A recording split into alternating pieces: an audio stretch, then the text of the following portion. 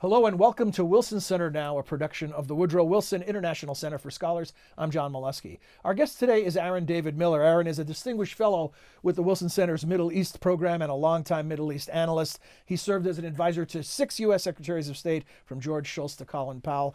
And we're going to talk today about Israel post-election. But before we dive into that subject matter, about that intro, Aaron, this has become almost reflexive for those of us who get to work with you over the years, the 6 Secretaries of State designation. And I was thinking about it in anticipation of our discussion today, and I'm wondering, when you hear that, what do you hear, and what connections do you make? In other words, is this like Groundhog Day? Are you Bill Murray in Groundhog Day, where as much as things change in the Middle East, as long as you've been in the game, many things stay the same? Well, that's probably true, because I don't believe, I'm a Niebuhrian by inclination. I mean, Reinhold Niebuhr had a profound impact, not only as a Catholic theologian, as someone who understood that human weakness and imperfection create a situation where America can at best find, imperfect solutions to insoluble problems. And frankly, I don't believe in transformation. They do occur.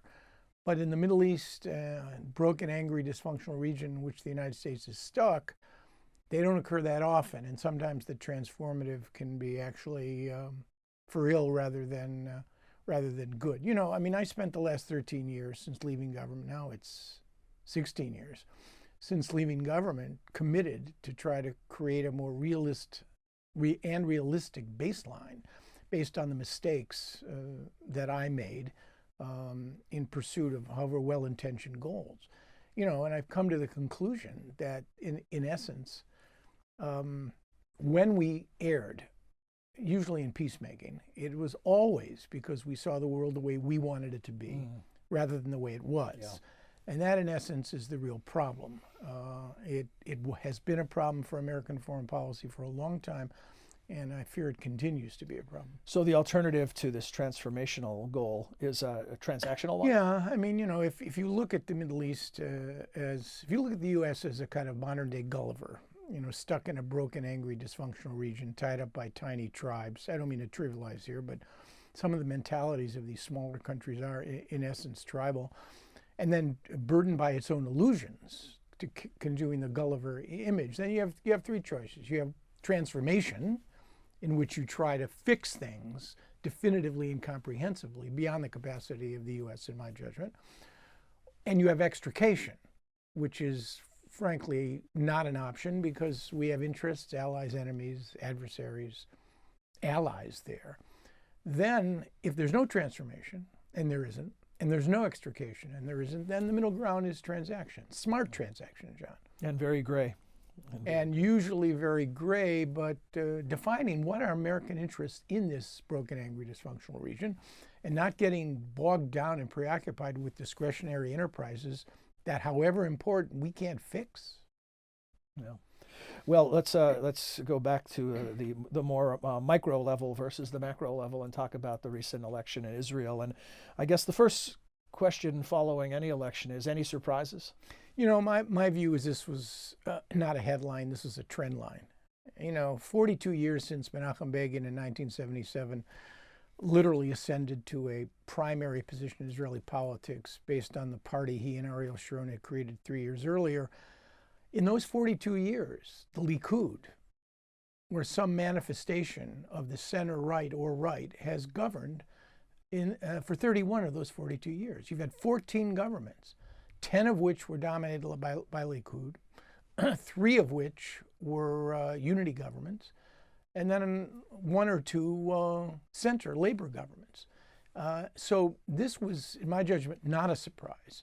It reflects the reality that Israel has become a right of center country for reasons of geography and demography.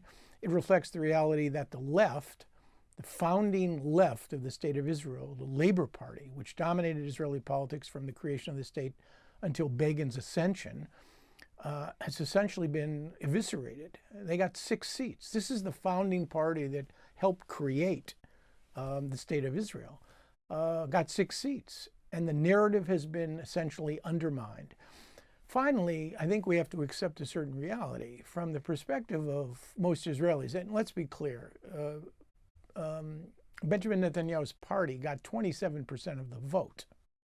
But from the perception of most of Israelis, the decade of his rule, of his governance, has largely been a success. Relative economic prosperity. Security situation is never perfect, but he stayed out of unwinnable wars. Israel's stock in the international community, far from becoming a pariah. The Israelis have expanded their relations in Africa, Latin America. They now have some form of diplomatic relations with 160 countries. Netanyahu has close personal relationships, obviously, with President Trump. He's seen Vladimir Putin 8 to 10 times. So the reality is, I think most Israelis either couldn't imagine another prime minister or alternatively believe that he was a success. And since it's all about coalition politics and the numbers, the only thing that counts is whether you can govern and put together a sustainable coalition to do so, and his opposition, Benny Gantz, representing the center in Israel, could not. What you describe in Israel is way closer to sort of what has been fantasized about here by Democrats or Republicans intermittently, of the sort of a new permanent emerging political majority. Every time that's been predicted here, the winds have shifted in the other direction. Is there any in the trend lines in Israel? Is there any opposition or counter Netanyahu leadership that could portend something different down the line? Well, it's an interesting question. Benny Gantz, one of two chiefs of staff ever to ascend directly to the prime minister, he got 35 mandates. Since he only started campaigning 5-6 months ago, that was actually, quite impressive. Mr. Netanyahu got 35 too, again, but Mr. Gantz is out of step with the Orthodox, ultra-Orthodox, center-right parties that essentially will comprise the government that Mr. Netanyahu will put together. I mean, I think the trend line here is not good. The Israeli Democracy Institute interviewed Israelis 18 to 24 and found that 65% of them, 65% preferred Benjamin Netanyahu. If you're an 18-year-old and you voted in Israel for the first time, you have no conception, no memory of a better time, a time when a labor government, a center government actually governed the country. The peace process is only a broken relic of the past. You didn't experience any of those moments. Mm-hmm. So I think the trend lines are not, are not great. In the near future, I think July 10th is the deadline. The Attorney General said they're going to begin these pre-indictment hearings around the Netanyahu corruption cases. How serious a threat is this to his leadership? We've never had a sitting Israeli prime minister indicted before. Now, the Attorney General has not brought a formal indictment yet. Prime Minister has an opportunity to have a hearing. His lawyers can potentially rebut the charges. But chances are, unless by some parliamentary maneuver, and I think this is what seems to be on the table, Mr. Netanyahu either gains the assent of his coalition majority once it's assembled. Remember, the new Israeli government is not yet complete. I mean, he's been at it now for roughly 14 days, still no government. He has 28 days, then an additional 2 weeks. So maybe sometime in mid-May, you'll get a government. Mm-hmm. But the idea is that either he will defend himself while governing, or alternatively, they will restore parliamentary immunity by Knesset vote. And if he does that retroactively, and this is a kind of a legal quirk, what happens to the initial indictment? In fact, if some variation of the French law, which prohibits indicting, prosecuting, or trying a sitting Israeli prime minister becomes a law, then you see where this goes. Then these charges, presumably, at best would be deferred or delayed. I don't think this thing will be resolved one way or the other, John, until sometime late this year or early next. And who knows, given the ticking clock of Middle East politics, where we will be by then. You alluded to the relationship between Benjamin Netanyahu and Donald Trump. Could you speak to that a bit? The closest even talks of naming a town after Trump, or? Yeah, a town on the Golan, train station, perhaps. Look, there's a certain, there's a twinning effect here. I think in part, Donald Trump has emerged as the most preternaturally pro-Israeli president in the history of the relationship. first president, sitting president, to pray at the Western Wall, the first to take a trip to Israel that early in his term. I mean, imagine an American president. Usually they go to Canada or Mexico in their first foreign foray. Here, the President of the United States, Mr. Trump, goes to Saudi Arabia and Israel, the first part of his foreign trip before he goes to Europe. First president to declare Jerusalem the capital of Israel, first to open an embassy, first to declare, recognize Israeli sovereignty over the Golan Heights. I mean, a lot of this is driven by campaign rhetoric. A lot of it is driven by his need to separate himself from Barack Obama, who he believes wrongly, I would argue, undermined and destroyed the relationship between the United States and Israel. A lot is based on the president's grandiosity, the fact that he loves firsts. He loves breaking all of this crockery. A lot of it, John, I think, is based on the fact that he looks at Netanyahu, or Netanyahu looks at him as similar politicians caught in the predicament of a hostile press, a liberal media, a liberal political establishment, charges of corruption. And in the case of Mr. Netanyahu, you actually have 3 potential indictments for bribery, fraud, and breach of trust. Well, at the risk of sounding cynical here, what I didn't hear on your list is that the president has some longstanding deep commitment to the state of Israel.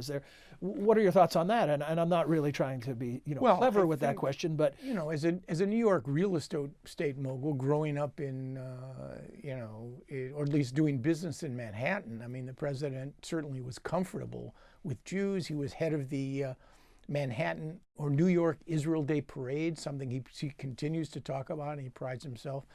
I mean, I think look, in American politics still, I mean, being good on Israel is important and contributes to that success. It is intriguing, though, if you look at Mr. Trump's initial 4 or 5 months of the campaign. I quipped at one point that he could have been, if he lost the election, he could have been Hillary Clinton's Secretary of State, because he was sounding like a guy who was prepared to look at the Israeli-Palestinian conflict. And look, he told the Republican National Jewish Coalition, for example, I don't need your money. Mm-hmm. He talked about brokering a deal where you have to remain detached and objective. I mean, it was quite remarkable. So does he have that capacity to pivot and to turn, if in fact he saw the prospects of an actual agreement as opposed to a process between Israel and the Palestinians? Would he be able to push the Israelis to swallow the vinegar? Well, based on all of what he's done for Mr. Netanyahu, he certainly would be in a position to do so if he wanted to. But it's 2020, John, in the end. He wants to establish the Republican Party as the go-to party on Israel, and to paint the Democrats, and with all of their complexities of their positions, as more space opens up among Democrats as a party that's hostile to Israel. Back to the whole transactional versus transformational. What are the expectations for the Netanyahu government moving forward? What's on the agenda? Should we expect anything big? I mean, this prime minister has been incredibly risk averse, both in war making and peacemaking. I think in July he'll surpass David Ben-Gurion as the longest governing prime minister in the history of the state of Israel, which is a remarkable accomplishment by any standard. I don't think Mr. Netanyahu is looking for any new wars, not with Hezbollah in Lebanon, not with Hamas in Gaza. He's on the verge, frankly, of trying to negotiate indirectly, and has already negotiated indirectly with Hamas to try to stabilize that front to the degree he can. And on peacemaking, he'll wait to react, not to propose. Now, the one issue... but he's open to it if someone else well, he's open to saying yes, but not alienating the president. But look, in fairness to Mr. Netanyahu, I don't want to give the guy a test he can't possibly pass. The fact is, he doesn't see himself as the midwife and or father of a Palestinian state. That's not why he conceives of why he was put on this earth. So the reality is, no, Mr. Netanyahu is not interested in any sort of settlement that would be fair, equitable, durable, and would meet the needs of the Palestinians. And partly that's one of the reasons there isn't going to be much a progress on the so-called ultimate deal of the century. Given this risk aversion that you described, but then contrasting that with the volatility all around, whether it's Yemen or Syria or whatever happens, ISIS post-Caliphate or Saudi Arabia, you know, you pick your potential catastrophe. What among these is most likely to draw Israel and Netanyahu into something that otherwise he'd rather avoid? I mean, I think you have the immediate problem of what to do about a rising Iran in the region. I don't think the Israelis are looking for a military conflict. They clearly prepared and have enforced their red lines with respect to Syria and Lebanon. Frankly, I don't see, given his risk aversion, much chance of Israel tripping into an unintended or unwanted war. I think, frankly, as unpredictable and as unstable the region is, and I realize this is a very fraught prediction, let's just talk about between now and the end of the year. I think things should remain relatively quiet. I don't see a war, profitable or otherwise, that anybody wants into. So a final thought on the peace process, which you've already alluded to. Is there any breakthrough to be had? Is there this secret plan from Jared Kushner? I mean, is there something to hang our hats on, or are we talking about a chronic condition for the foreseeable? At best, we're talking about management. When I met Mr. Kushner for the first time, I think I mentioned this to you before. I said, I wish my father-in-law had as much confidence in me as yours has in you, because he's given you Mission Impossible. You need three things to have a serious negotiation. You need leaders who are masters of their politics, not prisoners of their constituencies or ideologies. We don't have one of those on either side in Israel or in the putative state of Palestine. Number two, you need a sense of ownership. Israelis and Palestinians need to care about this and be willing to make decisions with respect to the process in a much more organic, indigenous way than relying on external parties to propose deals of the century. And three, you need an administration that knows what it's doing, that is prepared to apply plenty of honey and reassurance to all sides, but also prepared to be tough when necessary and apply the vinegar. And frankly, I take one of the first two, and number three, give me two of those three, with one of the two being one or two. And you know something? You know, I haven't given it up. You could actually have a credible negotiation, and maybe, just maybe, over time, something that passes for an actual durable solution. Glad to hear you haven't given up. Have you've seen. Have to end on a happy note, John, because, you know, I can give up my illusions, but what I refuse to do, and I don't have the right to do, it's morally unconscionable, is basically to give up hope. There's no more to be said. Final word. We'll take it. Thank you, Aaron, as always. Thank you, John. Thank you as well. Hope you enjoyed this edition of Wilson Center Now, and that you'll join us again for a future edition. Thanks for watching.